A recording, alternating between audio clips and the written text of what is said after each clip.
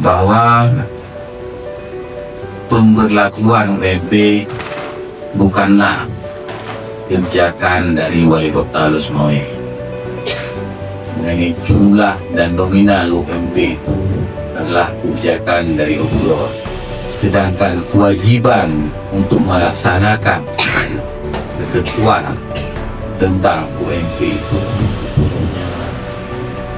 diatur dalam Undang-Undang Cipta Kerja, PP Pengupahan, dan saya sebagai kepala daerah punya kewajiban agar aturan perundang-undangan ini bisa berlaku di Lusmoe.